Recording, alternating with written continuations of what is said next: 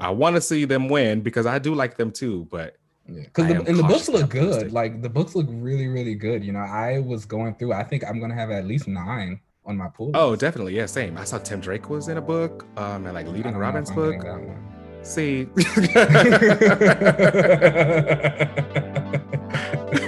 we'll have more on Tim later, but I think that I'm definitely gonna pick up that. I want to see.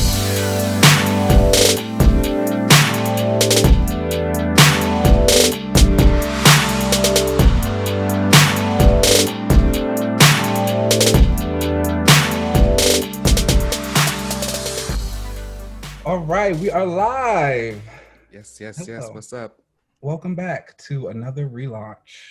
Pew, pew, pew, pew, pew, pew. I'm gonna make a different I like sound that. every time. I like that. How are you doing, Keenan? I'm feeling good. I went to the gym for the first time in like 5 days, which was very nice. I went on a little trip to Denver, Oh, Colorado fun. last weekend. Yeah, sure. Let's say that. It was an experience, and I'll Yeah, just leave it at that. But yeah, I didn't go to the gym while I was there, so went back this morning. I just feel good. And it was that's it was like a nice. really good week. How about you? How are you? Pretty good. It still feels like I'm on a completely different planet on the West Coast because the gyms are not open here, and I really Oh would yeah. like a nice workout going, but I'm starting to buy stuff so I can have like an Yeah. at-home gym I tried situation. that whole at-home workout thing. It was not for me. Yeah. It was just like I'm working out next to my kitchen. Like I'm getting so it's like I'm just stopping. I'm watching TV. I was like, this just doesn't do it for me. Shout out to the people who like are thriving with it because I really do wish I could. I'm gonna have to learn because I gotta do something. Okay. Okay, this week was a very eventful week It for was. me. I've had a great week with the comics this week. A lot of my faves were popping all up. And this week up first, I want to talk about Captain Marvel Oh 22. wow. That's right. That's right. Captain Marvel 22. So I already know that you aren't reading it. That is true. I already know, so I'll try to keep the spoilers light. Um, but this is written by Kelly Thompson with art by Lee Garbey. I think that's how you pronounce the last name. Apologies if I'm wrong. And colors by Tamara Bonvillain. Oh, I like Tamara. Um, yeah. Uh, this is a fresh start, and in my opinion, actually a really good jumping on point for anyone interested in starting Captain Marvel. Okay. It's post Empire, so that whole thing is over. Um, if anyone had the tie-ins there. I actually really liked her tie-ins to Empire. I didn't Um, read anything Empire. I just couldn't get into the concept of it. The characters who it was supposed to be focusing on aren't really my jam. It's they just bamboozled me. I thought that there were going to be a lot more Fantastic Four in it than it actually yeah. was, and they weren't really there. But the tie-ins for all of that were really good, and especially the Captain Marvel tie-ins, you learn more about her Kree side. Okay. You find about her half Kree sister, who was kind of cloned from her mother. Excuse Oh, me. I think I So saw like an article about that or something. yeah, and like she ends up becoming the new accuser, the Kree accuser. Oh. So this kind of picks up after that, and it starts with a quote unquote date, or as Captain Marvel tries to call it, a date between her and War Machine. Oh, I Uh, like that that's still going on. yeah, so and with me in relationships in comics, I am one that prefers to have them actually like, you know, carry Show the some weight and relationship. like show the relationship. Yeah. And although I may not be the biggest fan of Carol and Rhodey together, I appreciate that whenever they are shown together, it's not just, all right, they're together. You see them actually They're going through a lot of they're stuff. dating each other. They like go through stuff. Yeah, it's an actual kind of relationship, and they have conversations and everything. He calls her out a lot, Yeah. and it's an actual relationship in my opinion. So I appreciate that it has that kind of going for it. And this book opens with them kind of going on a quote unquote date with actually it's a mission. And War Machine's like, is this really a date? I was And about to say, Carol's of like, course, Carol would see that as a date. exactly, exactly.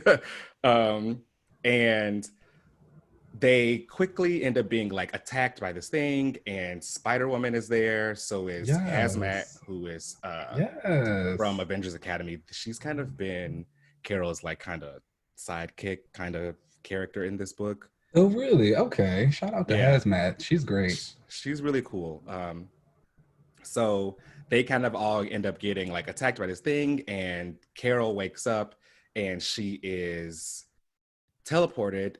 Well, we kind of know, the reader kind of knows that she's teleported into the future. Now, we know it's the future because when she wakes up, she is attacked by Jerry Drew, which is Spider-Woman's her son. Yeah, but much older.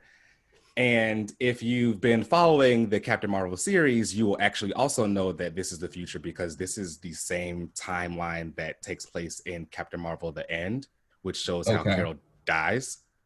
And it is a future story that's in 2051, and this book takes place in 2052.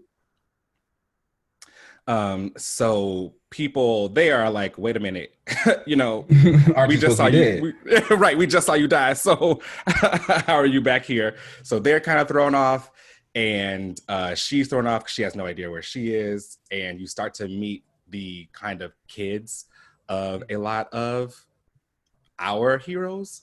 I saw some of the like concept art of that circulating around Twitter. Yeah, you meet this one character who is the daughter of Conan and Forge. Which that's the one I kept seeing. It's pretty cool. She has the same kind of psychic abilities as, Psylocke. The people are liking, they like Conan. They like her. I thought that, she is an awesome character. I'm glad that she's kind of getting her own mythos, I guess you can kind of say, her own kind of background. I see, not the biggest fan. But anywho, you get more of these like kind of offspring characters, I guess you can kind of call them. I always enjoy the like kind of future kids storylines. They're just fun. I like the mixes and matches that come up.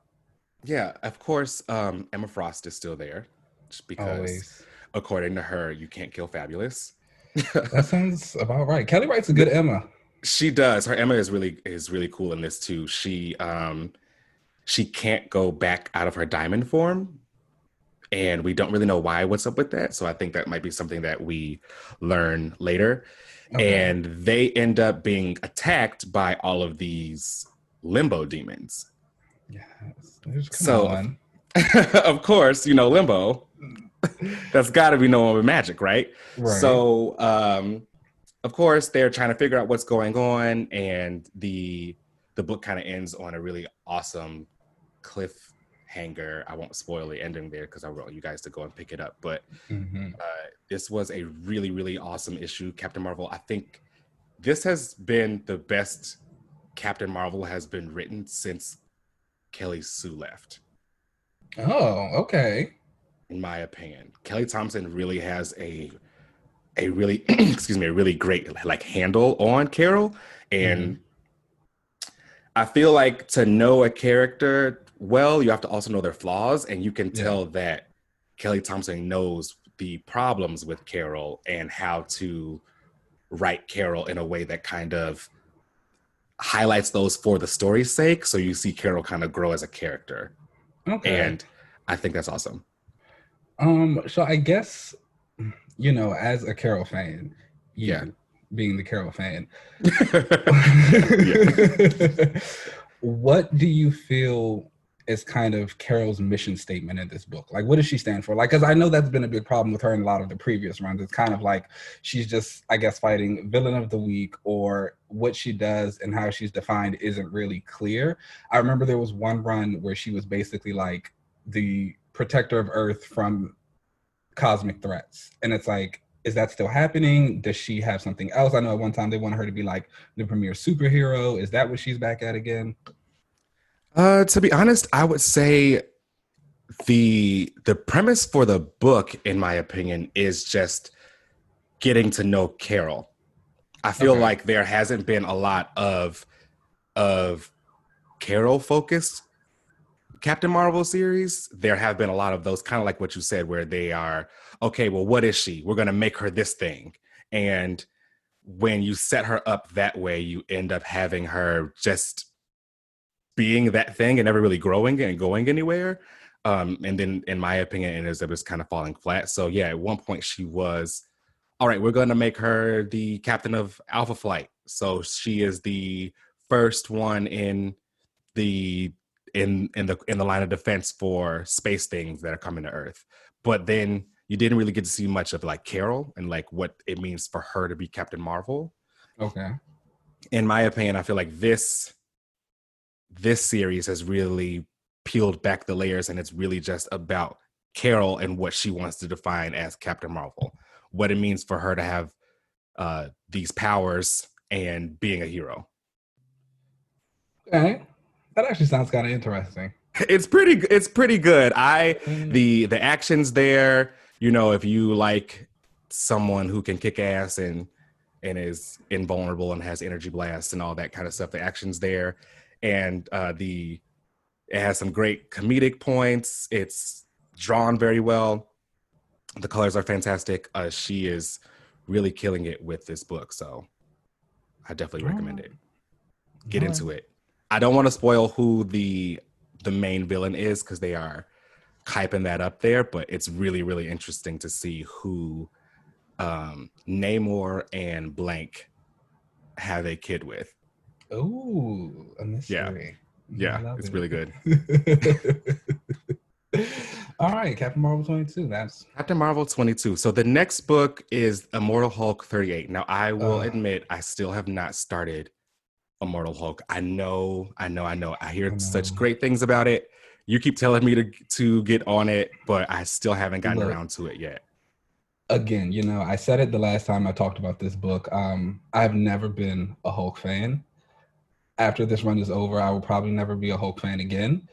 I think this book just does a really, really great job of giving you a different version of it. For me, I kind of feel like the Hulk has always kind of been, the big brute, dumb guy that gets played up a lot, and that doesn't really do it for me too much. And so this one, it takes a lot of the trauma. I don't know if a lot of people know Bruce Banner's history, but like his father was abusive to him, and so a lot of this Oh, well, I run didn't know kind of, that. yeah, and so a lot of this run kind of deals with the trauma he suffered as a kid, at like the abuse of his dad and like his alcoholism and all of these other things, and how it's basically affected him in this Hulk state. And there's like a lot of psychology to it, a lot of horror elements to it. And so the villain of this current story arc is basically talking about how he uses the green door. The green door is what the Hulks have been using to come back to life. Oh, And okay. yeah, again, if you read more into the book, you'll get a little bit more into that. I don't want to go too deep into it because I know about 3 people who are actively reading it, Yeah. who finally Nice. got a chance to getting around to it, and Okay, so I don't yeah. want to spoil it for them. But the villain basically uses that, um, and so this issue kind of explains all of that stuff, and again just gets back into Bruce's trauma and his dad, and like how it all comes back together.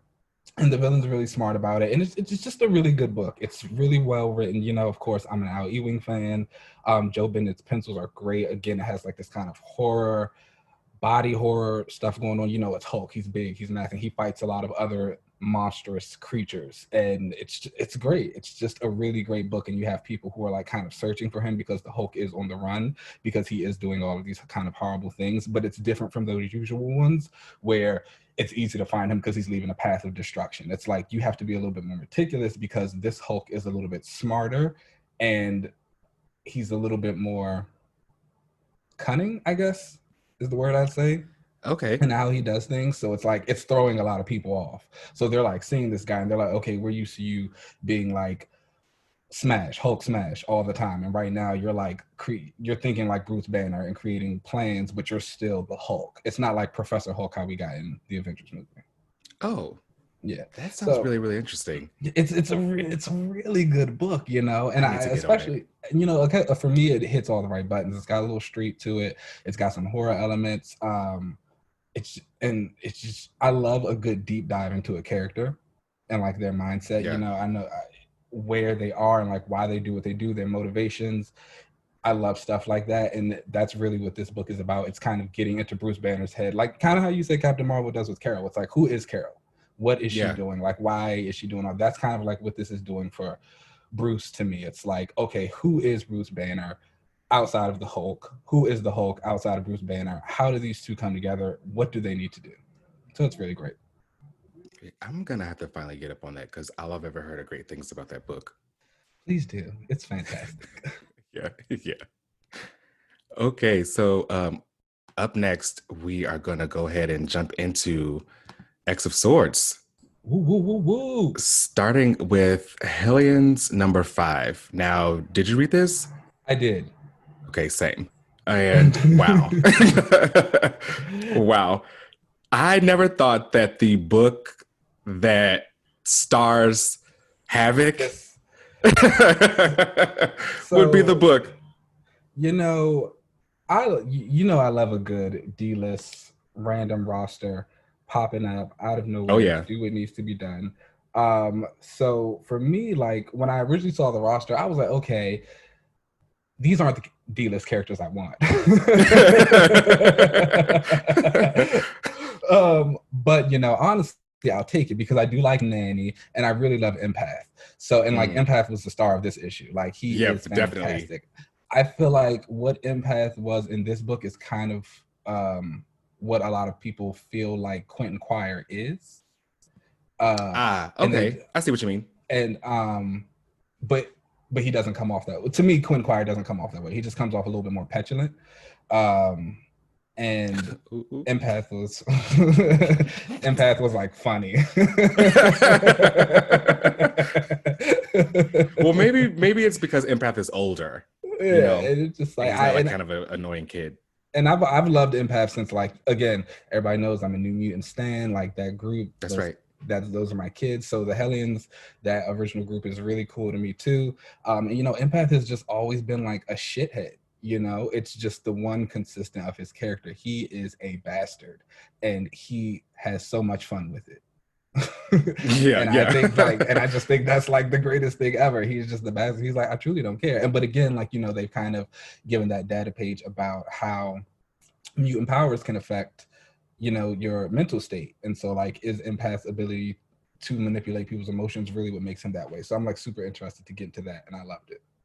Yeah, that was really dope. I'm not the biggest New Mutants fan, although I do like Magic. Obviously, I'm a big fan of her.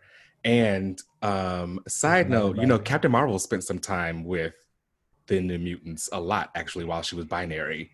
She was there and fought Magus with them. She also was there and helped Ileana get her soul sword back from Limbo. You know, I'll say Carol's an honorary like X adjacent person. She's down with the mutants. I'll never take that away from her. She has been down for a very long time. She's been around. A lot of people, we always talk about, you know, the Outback issue, the girls' night out with like Storm, Rogue, Dazzler, and Betsy. Yeah. And you know, people don't really realize that. Speak on it. Rogue was not actually in that issue. I mean, she was in the issue, but she's not the one who was on that girls' night out. Okay. Exactly. It was very much the Carol Danvers persona living in Rogue. And everyone liked Carol more than they liked Rogue. Yeah. Okay. So it's like, you know, I get it. Like, Carol's been around. Yeah, I gotta give my girl some credit. But I thought this book was really, really really good. I'm in love with Sinister. I'm gonna go ahead and admit this book actually made me like audibly laugh out loud. A couple of times. Very much so. Were you liking, because you know you're the Exodus fan, but the Sinister Exodus little feud that's going on? Love it. Absolutely love it. Absolutely love it because I get it. I would also be like Exodus, like, please sit the fuck Sit down. down. It's like no one Please. told you to stand up. Like, what are you doing? Yeah, Or I you know really what? How enjoyed about it. it? You want to go and do this thing? Go with him. How about you Yeah, go with him? he set that up really Yeah. nice. I was loving that. And then, I've been appreciating all the Exodus time I've been getting. he's been getting a lot. He's been getting a couple of moments. He's Yeah. coming. His moment Yeah. is coming. I feel it. He's coming. Yeah, how do you feel about like Scalp Hunter or Havoc and the rest of the team in this? And kind of that conversation they had about the resurrection.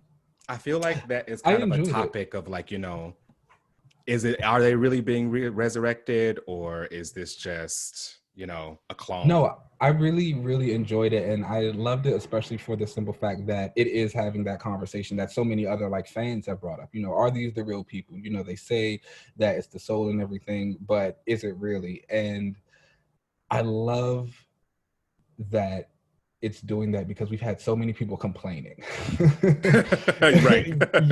Just about this era in general. And I get it to a certain extent. I feel like a lot of people are used to, not even just in Marvel, DC as well, when we get a new status quo shift in a year, it's different again. Everything's all different until it's not again. And I think that's how people are kind of approaching this era. They're looking at it as like, okay, yeah, it was the Hickman era. It's only going to last for like a year, and then we're going to get back to where we were. And so they have all these questions that haven't been answered yet. And so they're getting upset, and they're not really realizing like this is going to last a little while, like at least 3 years. And then we had a pandemic, which put us on halt. So it's like, okay, we got to go even longer now. So it's like the answers are coming. The questions that people are asking we're going to address them. You're going to see the characters talk about them themselves. And so I was glad to have that moment. So hopefully a couple of people kind of quiet down. Yeah, and people can kind of see that the kind of like what you said, that those questions are going to be answered. You just have to let them come up within the story and wait. Wait and see. Wait and see. It's the famous quote. Yeah, it's not all going to be over within a year. I don't want it to be. So, okay. I'm talking, I needed at least 5. Yeah, I've been enjoying all of this, so I'll keep going. Right. Actually, no. I need 10, at least 10 years. I want like a Claremont original run level of writing. Oh wow, yeah, that would be insane to to actually like witness that kind of like longevity and that kind of like long storytelling. I need it. That'd be insane. Okay, so next up in the X of Swords would be New Mutants number 13. Now, did you read this? I did also read this. Same. And again, great issue. This is actually the I think it's the last issue. This is written by Ed Bryson with art by Rod Reese. And I think this is Ed Bryson's last issue. Because Vita's coming on as the writer for the next one, isn't it? I believe so, yes.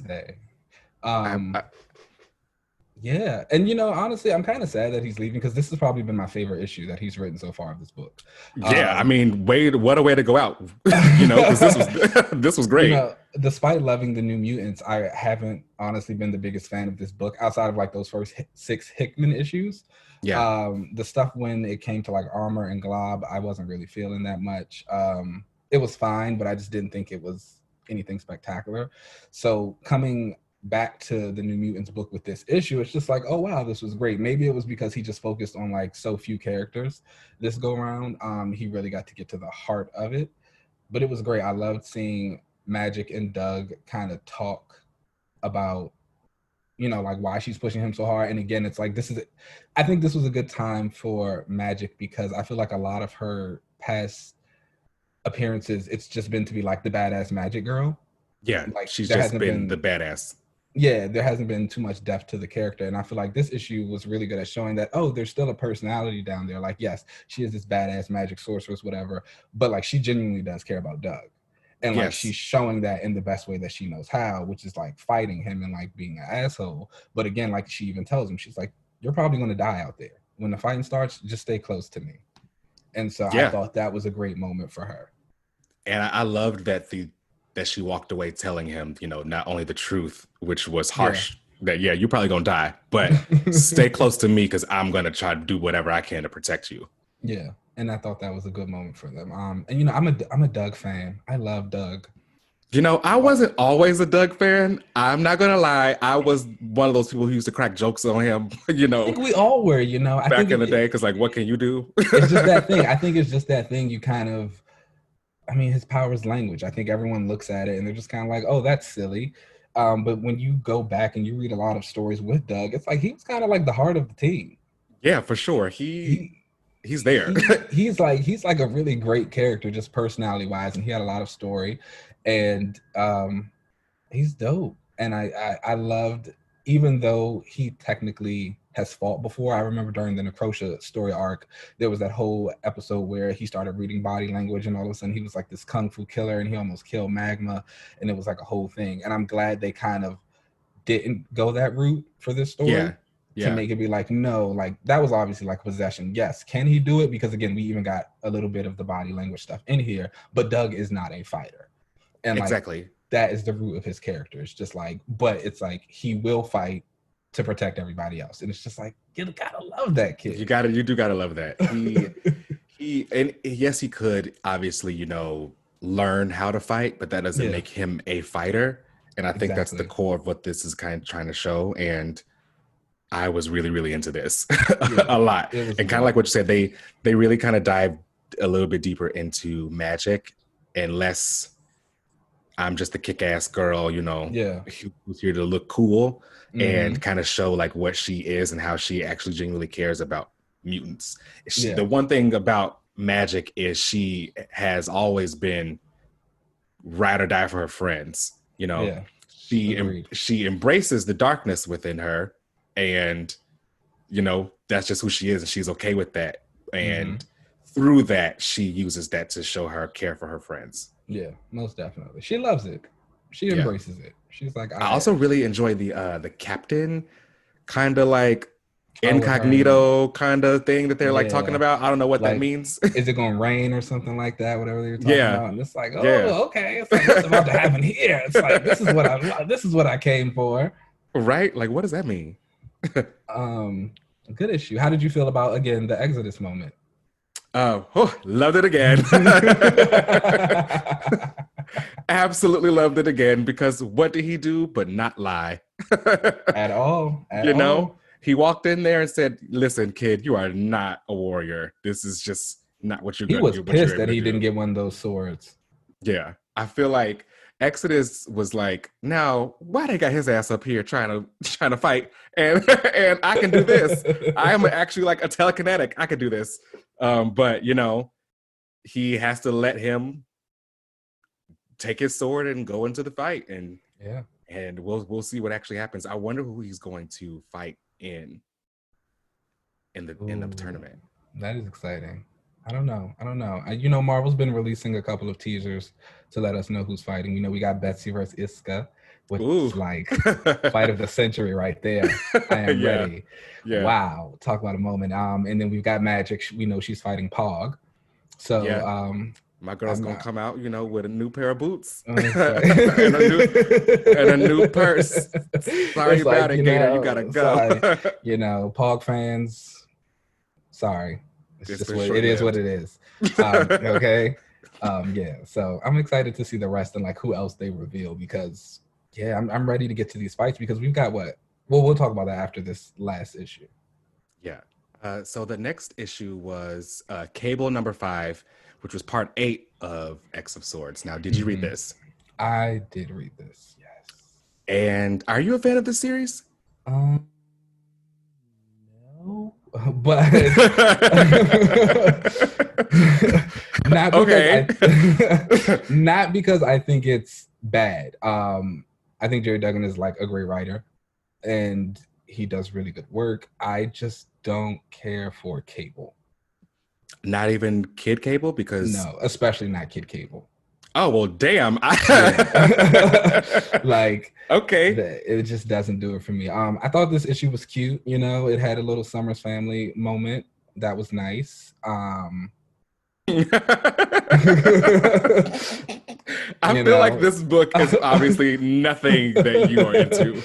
Because Yeah, it's become like the summers kind of book, yeah. which That's I am nice. loving. You know, I'm getting, Yeah. this was a fantastic Jean. I still hate that fucking skirt, but it is what it is. The Marvel Girl costume, the iconic, Yeah, the best no, one. How do you no. not? How do you Not not with love it? the kitchen gloves and that mask, So all of it though got to go. he did do wrong by those gloves. All right, those gloves should not be that thick. No, no, they Those should gotta be go. some. It just needs a little bit of modernization to it, but like that costume is a classic. I don't know what's wrong with you Jean fans and why you don't like it, but like we need to get it together.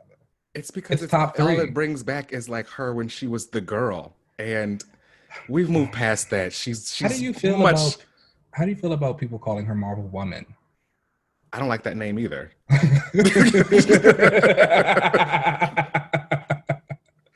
No, that don't work either. Did you?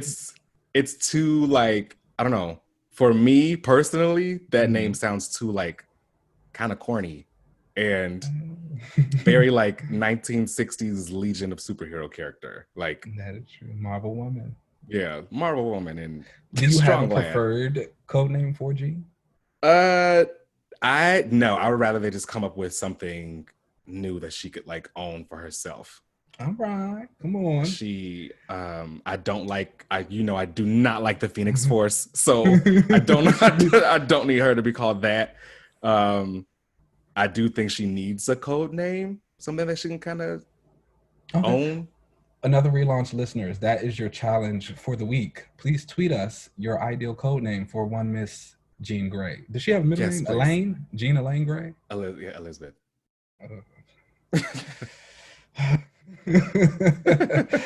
Send us a code name for Jean. But yeah, so I thought this issue was great. I enjoyed the mission that they went on at Sword. I would like to see kind of like, I guess this is going to spin out into that Sword book. Yeah, into that book. Probably. I don't know what those monsters or creatures were that they were kind of fighting. So those would be kind of interesting to see what's that was new. there. I wonder if they're going to have something to do with the King in Black event. Oh, probably. Because I think Sword is going to tie into that, like in its second issue or something. Oh, okay. Yeah. I'm not into Venom, so I don't really know that, but I might check that am out I. because I only know because I saw the cover.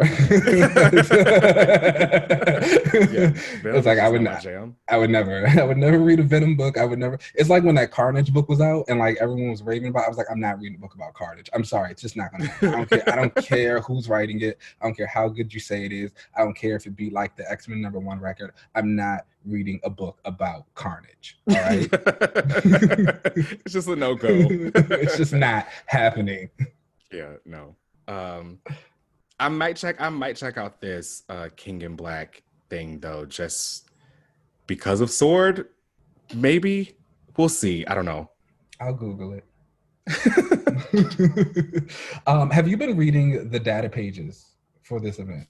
Yeah, of course. I've really been enjoying the breakdowns of all the different kingdoms. Yes, that has been so good. And how they've been kind of spread out between all the X books. That's been really cool. Yeah, between that and the like ones about the actual swords, I think those have been like fantastic. I'm really interested to also know. I feel like Teeny is doing all of the Otherworld data pages.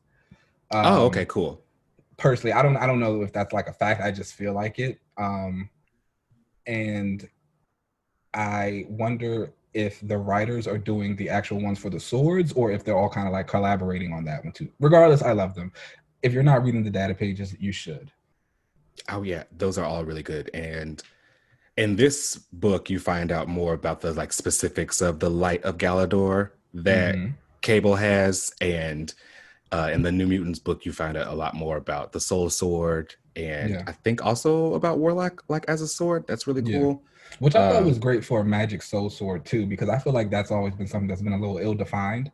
So I like that they kind of let you know that like this is what this sword does, or like these are the powers it gives her and things like that. Exactly. And I love that, you know, it says other people can possess it, but it's the strongest when it's with her. And all the magic properties behind it. And same with the Light of Galador and how it can be kind of focused with its energies and everything. I thought that was really cool. Uh, Really, really and like I good. said, this book also gives you a pretty badass Jean. So check it out. Yeah. It's a good Summers book. If you like the Summers Clan, you should definitely check it out. Definitely get into it. This was the only issue that tied into X of Swords of this book, right? I think so, yeah. Cool. I think so. I'm still going to read Cable. I've been enjoying this, so I'm in. I think I'll pick up the issues up that Pixie appears in. Okay. Okay. He'll get you somehow. She's the draw. She's the draw. He'll get you somehow. Okay, so that was the last book for the week. Oh, awesome. All right, then let's take a little break. All right, let's take a break.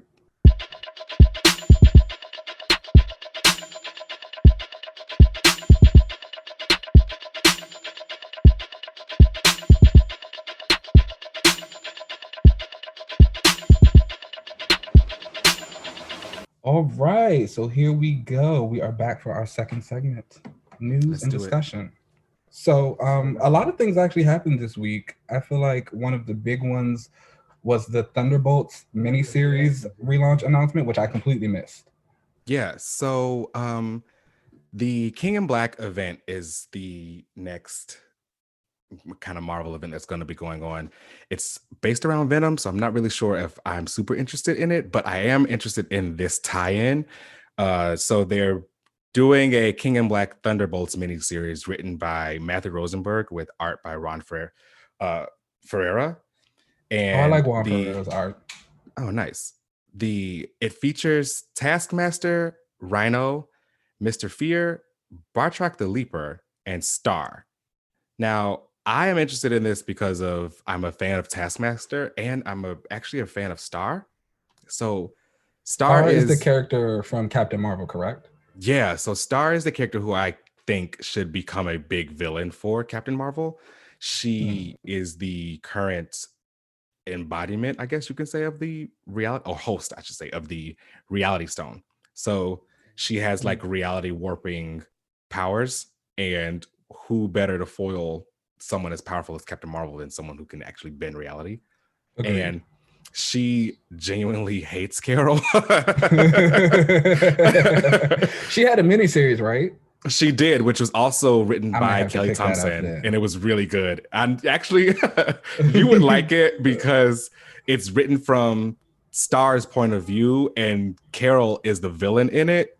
Oh, so yeah. I'm gonna go buy that right now. It's 5 issues. It's actually really, really good.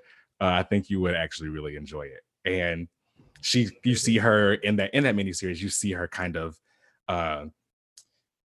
learn about her abilities and like what she can and can't do, and how much she wants to get back at Carol for what she did to her in the Captain Marvel series, which I think that whole Star run and the earlier issues of this run of Captain Marvel are really, really good. So yeah, I'm interested in this Thunderbolts. I like the whole Thunderbolts like premise. Agreed. Of, the villains kind of like, I guess, their Suicide Squad. Yeah, they're kind of coming back to kind of earn some kind of redemption or whatever for the government. Yeah. I always enjoy little stories like that. Thunderbolts, Dark Avengers, Suicide Squad. Yeah. I just seeing the bad guys be anti-heroes or like do the things that they kind of hate for whatever reason. It's fun. Yeah, it's fun. Yeah. It's just like, it's fun. Exactly. What's not to love about a little fun there? So I'm interested in checking out this miniseries. Okay. I'll look at that. I'm a fan of the Thunderbolts. I think a lot of their characters really good. I love Moonstone, Songbird. I'm also a fan of Taskmaster, even though they're not in the book. I'm just saying in general. Yeah. I'm going to learn about Star later today. So, I think you might like Star. We're going to see how that goes. So that's cool. So Marvel was on like quite the roll with announcements this week. Outside of that Thunderbolts relaunch announcement, we got news that another King in Black tie-in is coming, which is Return of the Valkyries. Oh, okay. Jason Aaron. Yes. I know you like that. Ron Beck. I love that. I think everyone who knows me knows that I am a Jane Foster stan. The story of Jane has just honestly been one that like hits really close to home. My grandmother passed away from breast cancer a few years ago. And so like Jane's story about, having cancer and like turning into Thor, and how like this being Thor was basically killing her because any work that they did to beat the cancer was immediately annulled every time she transformed into Thor. And so like you kind of saw her go back and forth with like, should I be doing this? Should I not? Like being the hero despite the fact that she's going to die. Then we also eventually kind of did see her die and she came back. Now she's a Valkyrie, which also fits into her story because of course she's a doctor. And it's like in her new Valkyrie book, she was moved to like the morgue section of her hospital and dealing with being the Valkyrie now and like seeing these people and when they're about to die and kind of dealing with her own reactions to that and what happened to her. And again, this is also super exciting because she's not alone. She's bringing a couple Valkyries with her, one of those being the X-Man known as Dani Moonstar. Oh, wow. That's dope. Yeah. Like, and she still have Valkyrie powers? So no. So there was an event over in the Valkyrie side where a lot of the Valkyries, when they were killed, those who still existed like kind of lost their powers. So like Dani lost her powers. There's also that Valkyrie who showed up in the Exiles book, who I believe is on Earth 616 right now. I don't remember. Oh, wow. Okay. Like, I think she's also in this miniseries. There is a Black Valkyrie on the cover, and I'm assuming it's her because that's one of the things of the solicit. It's that Jane isn't the only Valkyrie that was out there. So she's going to pop up in it. And then I believe they're going to bring back Brunhild. Oh, wow. Okay. Yeah, so it's going to be all four of them, and it's kind of like, I guess, bringing just the Valkyries in general back. I'm super excited. Again, I love Jane, and I really love Dani. She is one of my favorite X-women, and I personally really love when she's tied to the Valkyrie stuff. I know a lot of her fans are kind of over it, but it's just one of those things for me. I think it really lends itself to get her out to other places. Like one of my biggest dreams during Jane Foster's Thor run was that Dani would come in and like be her Valkyrie. And so now I'm finally getting to see them interact. And it's just like, that's oh my awesome. gosh. Yeah, like, this is what I've been waiting for. You, yeah. like this book is for me. So I'm just like super pumped about that. I think Jason Aaron, like, he can be a little hit or miss sometimes in some of his stories, but if there's one thing he does well, it's Jane Foster. Yeah. So, you know, hey, I'm ready to see that. I'm ready to see how he does Dani. I'm just ready to get this book. It sounds great. It's awesome that they're bringing him back to, you know, specifically to kind of work with Jane in that book and the Valkyries and the whole like Thor Asgardian mythos there. That's pretty cool to bring him back. I feel like he's never going to let her go.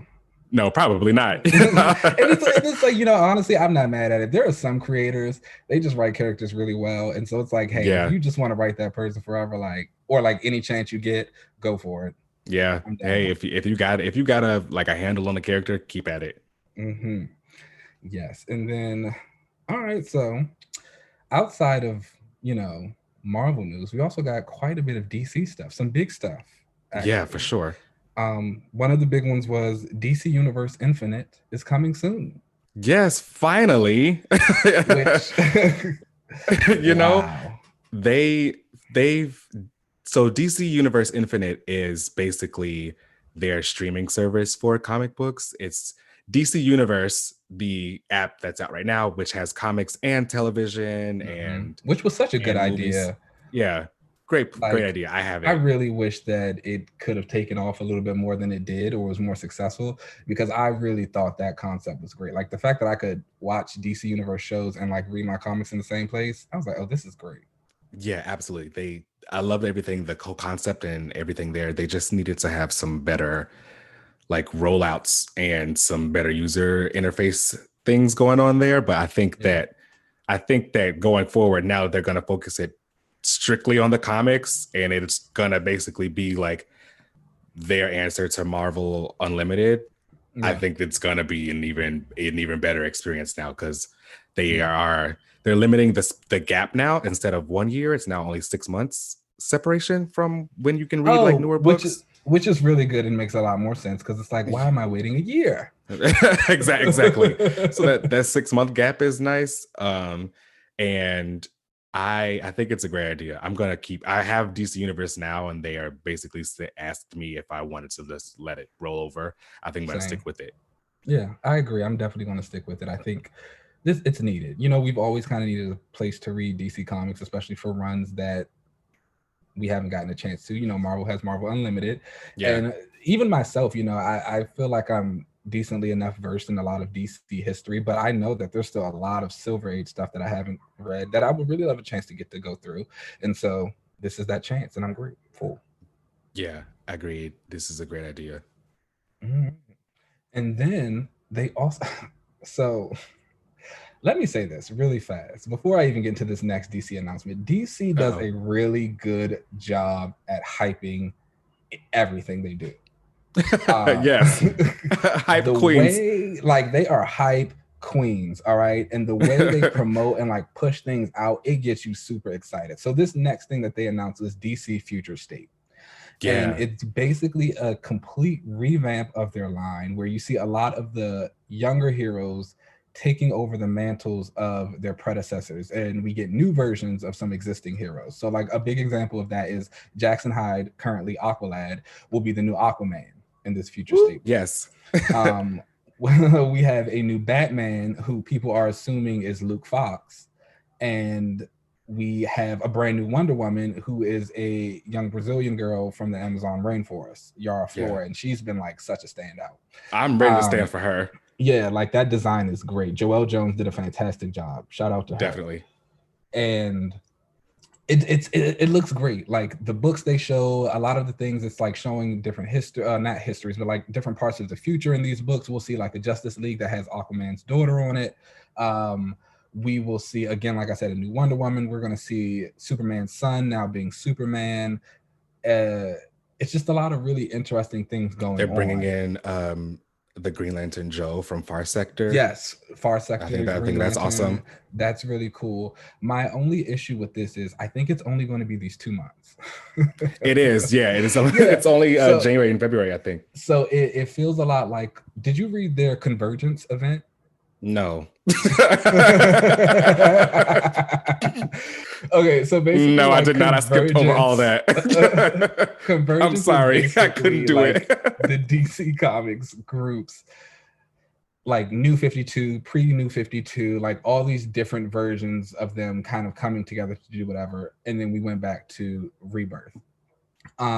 So this feels a lot like Convergence, where it's like, okay, we're going to give you these 2 months of like all these kind of like new and different stories, but by March we're going to go right back to where we were, which sucks because it's like, again, this is the rollout for this was great.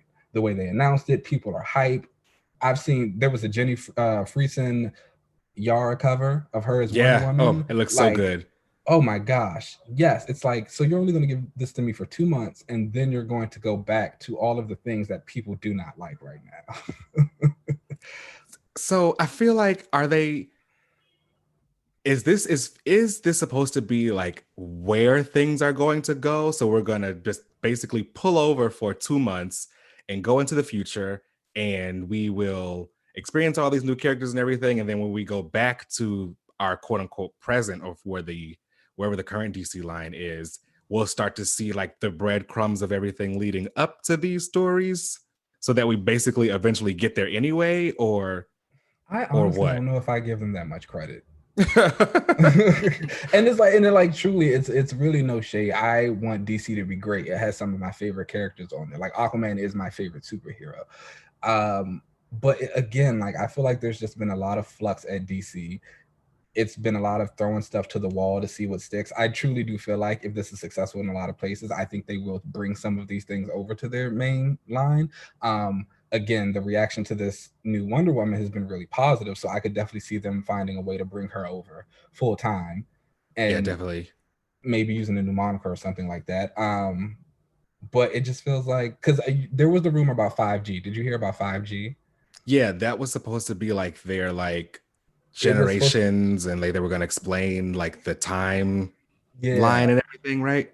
But that, like, apparently Future State, I guess, is like a more simplified version of that. And so I know 5G was supposed to be like a longer thing. It was supposed to be like the new normal, whereas Future State now is these 2 months. So I feel like they're testing that out with this to see what they can get to stick.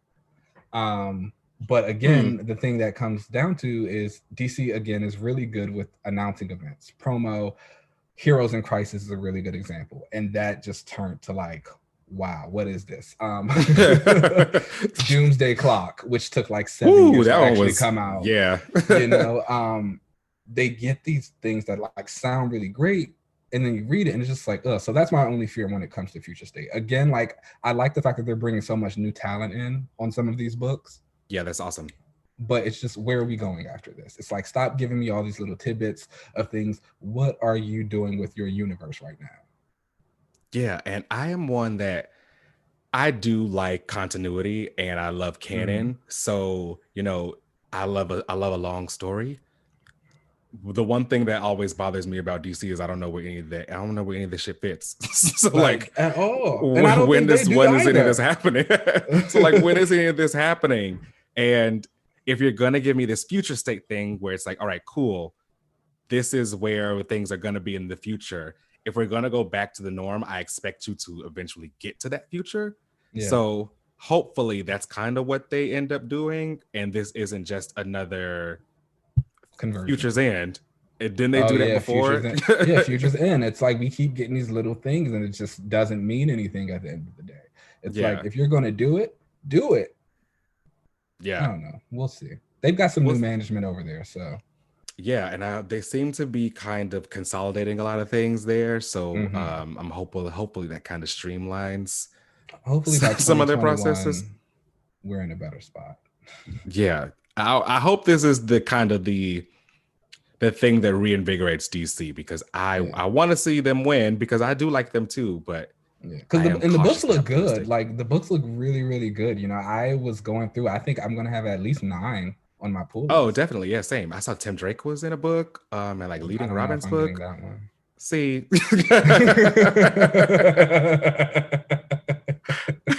We'll have more on Tim later, but I think that I'm definitely going to pick up that. I want to see what the Nightwing book is all about. I also want to know where Starfire is. Yeah, that would be good. And see what's up there. So they've got some promising things going. Book. You know, I'm going to pick up the Catwoman book as well. Yes, definitely. Swamp Thing. It's just some good stuff in there, man. It's like, yeah, this looks really good. And I feel like it's great for people who would like to get into DC, but obviously don't know anything about it because it is so fresh and new. Like, these are all brand new people for the most part. This is a great jumping on point. For them to not stick with most of this, you know, I need to go to that office. I thought they were also like taking Superman, and he's off planet now, so like I think he's like off in space. So like they took away the big three, and now they're kind of focusing on all these newer characters, and I appreciate this like big push. I just want that to continue. You wanted to mean something. I agree with that. Okay, all right, so lots of good exciting announcements this week. Let's go ahead and take another little break. Let's do it.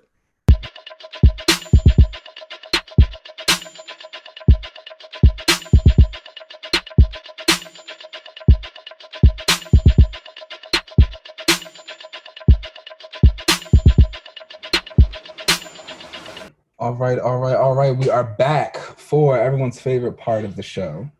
Yes, the relaunch. Another relaunch.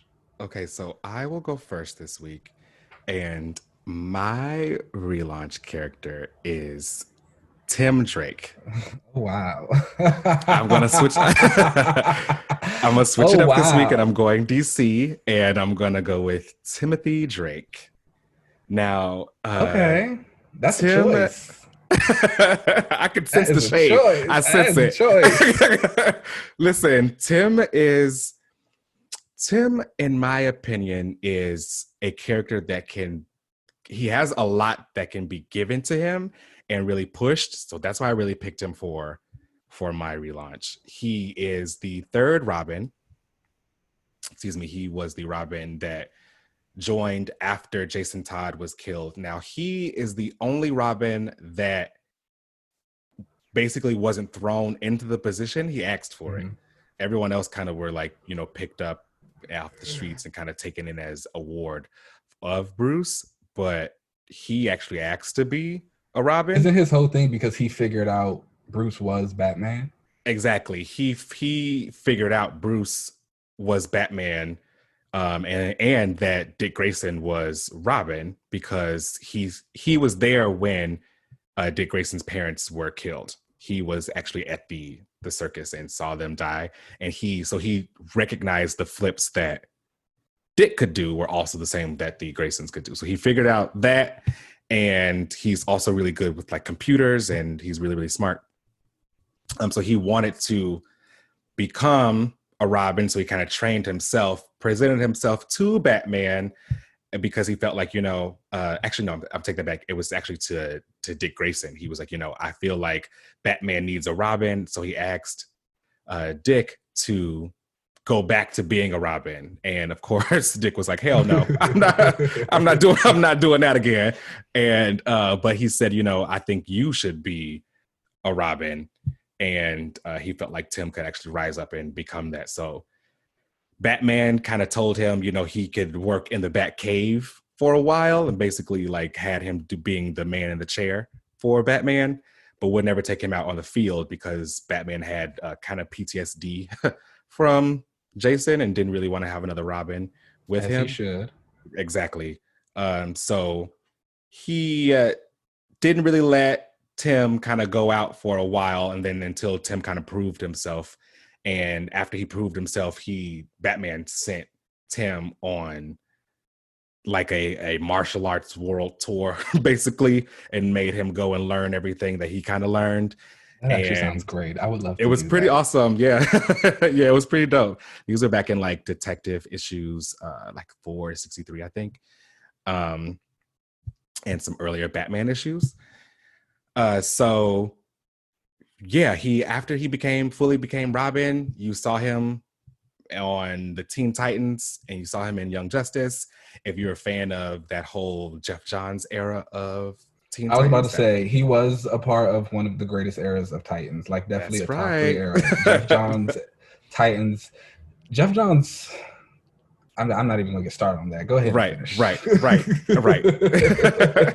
That era was flawless, and he was the Robin during that time. And after Batman died and Dick Grayson took up the mantle of Batman, he basically also gave the mantle of Robin to Damian. So Tim took on the name of Red Robin, and he kind of changed his colors to red and black to kind of symbol from his best friend Superboy. Okay. He also dated Stephanie Brown. I know some people are fans of spoiler out there. They had a little fling going on, and yeah. So then there was the New 52 reboot. So that was not good to him. That was not good to him at all. I tried. He was one of those characters who like really got dragged through the mud. He really did. So in that New 52 reboot, they took away his entire. See, you so shady. See, in that New 52 reboot, they took away his entire connection to Dick Grayson and didn't even say that he was a part of the accident and seeing the parents die. They also took away the fact that he discovered Batman's identity and just said that he got really, really close to figuring it out. Which what?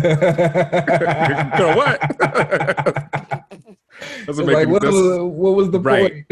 They were like, oh, well, he's like the person that's ever got like the closest to ever doing it. Like, what? That's dumb. So he doesn't know. Right. So he still doesn't know, but he got really, really close.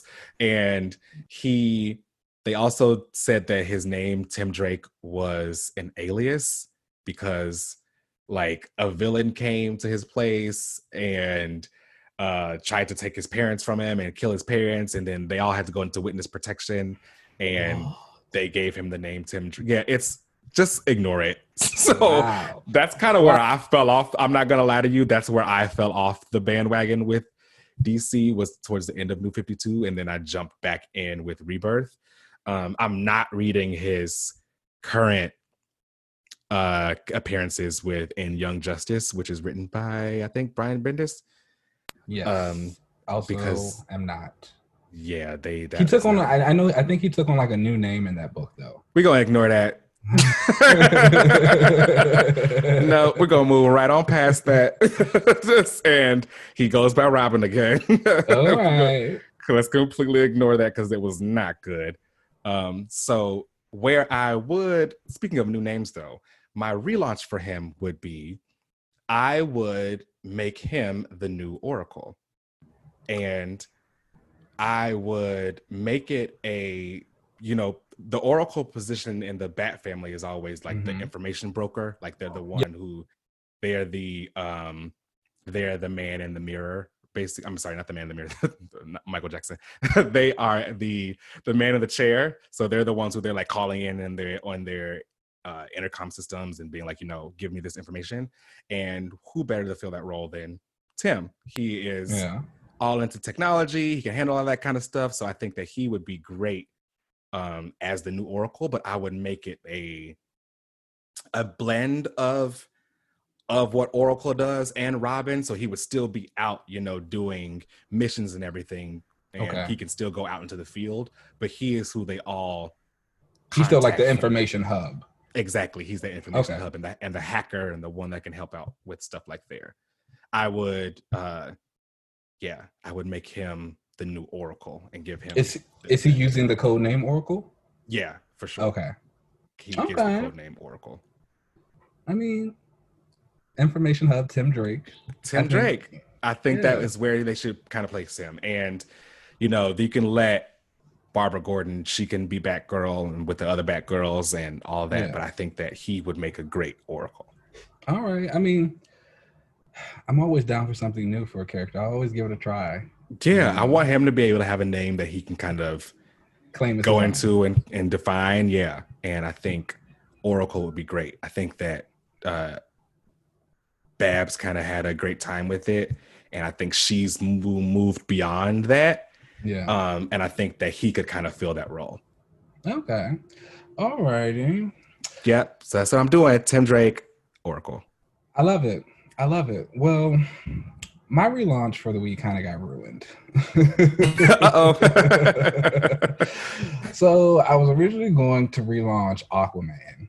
Oh wow! Okay. I felt like it was time to go to a big one again. The DC Universe Infinite thing got announced, and so I kind of wanted to piggyback off of that with the DC character. But then the Future State announcement came, and I just feel like, wow, whatever I was thinking is stupid. Because it's just like, so originally in my relaunch, Garth was now Aquaman. Oh wow! Okay. Yeah. So he's my favorite in the. I was about to say I know you're a fan of Garth, so I thought. Yeah, he's my favorite in the Aquaman. So universe. Honestly, there were going to be two. There was going to be Garth and Tula. Garth would be Aquaman, and Tula would be acting as Aquawoman. Both of them would have different mission statements. Garth, obviously, so for those who don't know, Garth is Aquaman's original sidekick, and he's an original member of the Teen Titans. He basically has all the same powers as Arthur, except for he also has a connection to magic. And so with that, I was going to kind of leave him in Atlantis, do the whole sword, sorcery, magic, get into like the deep lore of Atlantis and like what the culture is and what they're doing. And then you would have Tula as Aquawoman of like the surface. She's the one doing like a lot of those threats to the sea, and like she's on the League because the League needs more women. And obviously Tula is just a character that I think needs more depth. A lot of people come back and they're like, oh, we love Tula. And I'm just like, honestly, Tula is not that great. All right. It's just like, you only love her because you're nostalgic for the Silver Age. Like, she died in poisonous waters. She's heroic. We understand. What else is there? And even now, when you read a lot of the Tula content that's happened, she's kind of just been in this like supporting role. And I feel like putting her more as the like ambassador for Atlantis as Aquaman with all these other people, you kind of get like what you were saying with Carol. Why is she doing what she's doing? Why is she here? Aside from just like, and of course, Atlantis was going to be changed. I was kind of going to piggyback off of what Kelly Sue is actually doing in Aquaman right now, where she has Mera kind of trying to dissolve the monarchies. And just, just one big thing. Volko will actually be in charge of it because in this run, Aquaman and Mera are just kind of chilling. Like Oh, okay. they just have their time off. They're living on Amnesty Bay with their baby because I feel like with Aquaman, that's something that he needs. He and Mara have never gotten that time. Aquaman and Mara have actually never been married in DC continuity. Oh, wow. Yeah, like they always get really close and something happens and the wedding has to stop, or for whatever reason they just like it just doesn't happen. Yeah. So here we go. Yeah, so Arthur and Mara would just kind of be off raising their kid because again, they deserve that time. So they're actually finally going to get married for the first time in Kelly Sue's current arc. And I just think I'm super excited about it because it's like she even said it. She was like, I have been building to this, you're actually going to get it, because that's what happens. The writers, they build to it, but then something always happens where they end up not being together because the throne is calling one of them and they have this duty to the throne, this tradition and blah, blah, blah. And so again, that's one of the reasons that I really enjoy Kelly's run, because she's kind of dissolving all of that. She's getting rid of those Arthur takes the throne, Arthur loses the throne stories that have plagued us for so long. And so I wanted to keep that momentum going. So yeah, that was kind of like the basic pitch for this Aquaman relaunch. And you know, Jackson was still going to be a part of it because he was actually going to be Garth's Aqualad down in Atlantis. cool. One, to give him a little bit more in tune with his culture, the Atlantean part of his culture. And then also there's just the dynamic that we haven't gotten a lot of that I really like. The only time they've ever actually interacted was during Jackson's time as a Teen Titan. Garth is actually the one who told him like use the Aqualad name and gave him the A for his costume. Oh, that's dope. Yeah, so it was like a really nice moment that I would love to kind of. I need to read that. Was that in like what Titans run was that? That was Benjamin Percy actually wrote that run. Oh, dope. I have to get into that. Yeah, I think it's a fine run. Damien's kind of in it, so if Damien's not your guy, then I know that term. I like Damien. Oh, okay, yeah. So go for it. I think it's fine. I really only picked it up when Jackson joined the book, and he didn't really do too much in it, so it's kind of like whatever. Okay.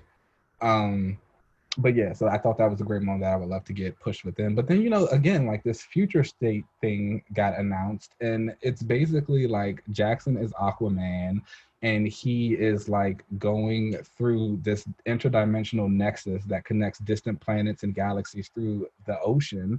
And it's just like, what the hell? Garth is Aquaman. Who wants that? Okay. it's just like I don't care about Garth as Aquaman. I'm like, this is great. Like, you know. So that was the relaunch that I'm scrapping now, and I got to go back to the drawing board because something superior has been released. And I'm it sounds like you were basically again getting what you want. I had a really good week for my faves, you know. It's like I kind of, you know, it's just something about them. Danny, Aqualad, or Jackson, Aquaman now, excuse me. Jane. It's just been a good week. It's just yeah, you've been getting it. I've had a great Captain Marvel issue this week. Exodus is everywhere, telling everybody to shut the hell up. That is true. I've been loving it. It has been good, you know. I love when my faves thrive. It's just a really good feeling. Yeah. But yeah, so that was my Aquaman scrapped relaunch. Okay, into it. I like the way that you were going with this, and I am a fan of Jackson. I love that they are trying to kind of blend what they've been doing with Young Justice on the show and Jackson, because he obviously was super popular on the TV show, so they kind of want to bring that in. Yeah, which is what I know a lot of people have kind of been struggling with in terms of like his character in the comics. You know, everyone's so used to Jackson in Young Justice, Calderon in Young Justice, right, and Jackson in DC Comics, and it's like they are not the same character at all. No, not at all. They do not act the same. They do not like talk the same. They haven't had the same like growing up background. I think comic book Jackson is a little bit more earnest because he's so new to all of this. You know, he wasn't raised in Atlantis. He just kind of figured everything out, and then, you know, he finds out Black Manta is his dad, and Black Manta basically is like, I don't care about you. I don't know you. Like, yeah. Why are you? It's like, why are you talking to me? And so it's like, didn't he come out to him and Black Manta was like, okay, so yeah, like Black Manta kind of like kidnaps him and makes him go with his mission on this mission to Zebul, and through it, you know, Jackson's trying to bond with him. He's like, I like math and this and that. He's like, and I'm gay, and Black Manta basically literally says, you say that like I'm supposed to care. It doesn't mean anything to me. I do not know you. Damn. He's just like, are you trying to make it okay for yourself? He's like, because that's who you are. That's who you are. He's like, it don't make no difference to me. So it's like he's had to deal with a lot of stuff like that. Whereas I felt like Young Justice, Black Manta was very much like, oh, Calderon, come here, like, be with me, be my little evil counterpart. Yeah. But comic book Jackson is still good. It's just a different type of hero. Yeah. I'm into it. All right. So I guess that brings us to the end of another relaunch. Yeah. Thanks you guys for listening. You can find us on Twitter. The show is at Another Relaunch. You can also email us at anotherrelaunch@gmail.com. You can find me on any social media platforms out there at UncannyLZ. Keenan, where can they find you? You can find me on Twitter at Keenan Lance with an underscore at the end, and on Instagram at $1 Million Madman. And also, do not forget, send us your code names for Jean Grey. Yeah, send us. Let us know what you guys think. Because we want to know. All right.